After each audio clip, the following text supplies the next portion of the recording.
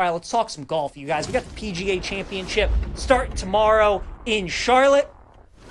Time for a little golfing with Glasser. We bring on our guy Shawnee Sharp to find out what kind of bets we got potentially to make here at the PGA. Sean, what do you got for us?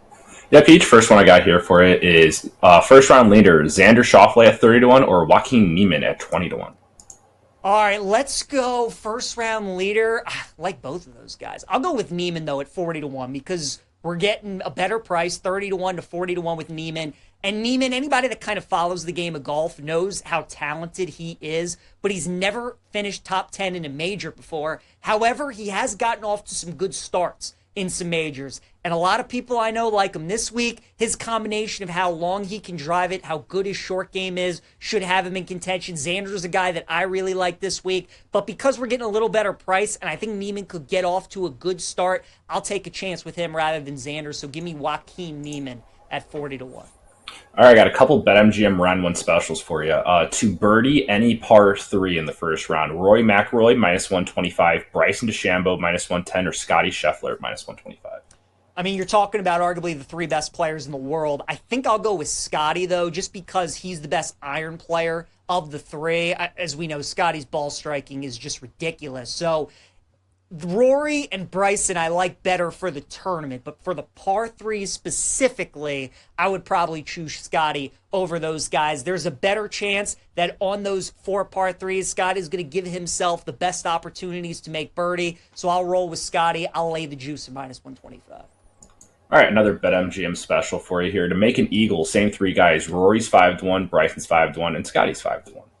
Yeah, I would look at Rory and Bryson at plus 600. Scotty's price should not be the same as Rory and Bryson. There are only 3 par 5s on this golf course, and really only one of them is reachable to a majority of the field. Bryson and Rory are really the only guys that with a good tee shot can pretty much try and get it onto the green in 2 shots. So that just gives them such an advantage over the rest of the field. That's why I think you got to look at those 2 guys. If I had to bet one, though, it'd probably be Bryson at plus 600. I just trust him a little more with his approach shot into the green. That's really been Rory's bugaboo in these majors. The reason he won the Masters, he had like 3 double bogeys, but he also made some eagles. He was terrific with his approach shots into the par 5. We all remember the one at the Masters where he curved it around the tree on 15. Rory hasn't been doing that in majors. He hasn't been taking advantage of the par 5s. So I'm not trusting him to do it again after doing pretty well at Augusta and giving himself eagle looks. I'd rather take Bryson.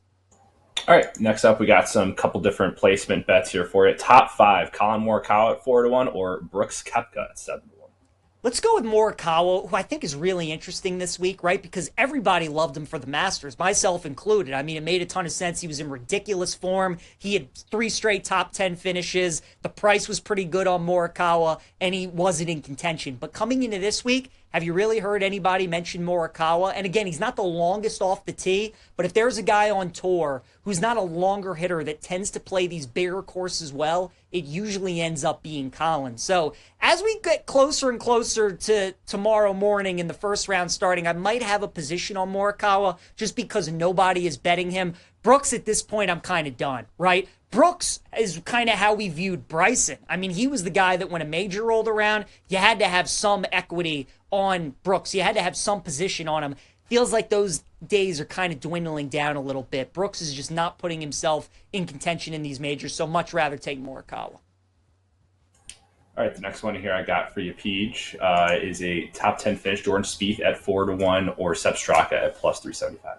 Let's go with Spieth. We had Nick Kenyon on yesterday talking about Straka. Straka's a guy you want to bet at smaller golf courses. You don't want to bet him at these longer courses. Whereas Jordan Spieth's been playing really good golf. And as we talked about throughout the week, guys, if you're looking for a narrative bet, we just had Rory win the Grand Slam. Spieth's looking for the Grand Slam. I think there's a great chance that Jordan's in contention come Sunday. So I'd rather take Spieth.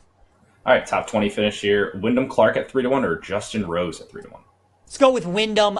Wyndham, I think his prices this week are crazy. We're looking for guys that drive it, that bomb the golf ball, and can make putts, and that's what Wyndham does. Last year at this course, he was like 40, 45 to 1. Now he's at 120. He hasn't had a great year, but, I mean, the prices that we're getting, especially at plus 300 on him to finish top 20, would rather take that. All right, last one here for you, Peach. And I swear, I thought this was a typo. I'm not too sure if it was or wasn't, but you can get at a BetMGM placement special, Scotty Scheffler and Bryson DeChambeau to both finish in the top 10 is plus 450. I double check on this, but I saw it. It's what it said online. So what do you think?